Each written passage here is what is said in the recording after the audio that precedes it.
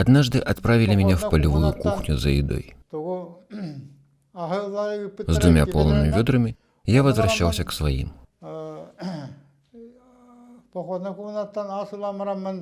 Едва прошел 50 метров, как попал под мощный обстрел немецкой артиллерии. Сбился с пути. В то время нас то и дело пугали штрафбатом, если надолго заплутаешь.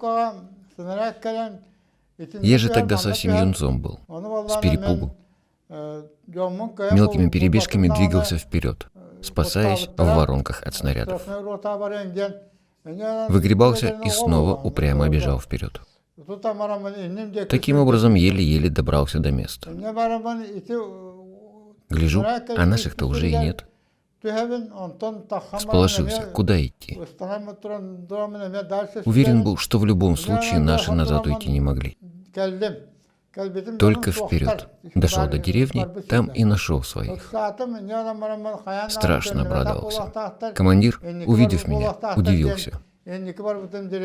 Эко тебя изнахратило. Что с тобой приключилось? Глянул я на себя. Вся шинель в клочья изодрана. Пилотка в 2 местах прострелена. Весь в грязи и копоти.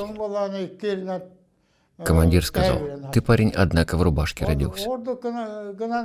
До конца войны точно доживешь. Похвалил меня. Молодец. Одно время я ранен был. Лежал я в госпитале. Однажды услышал грохот и рев танков.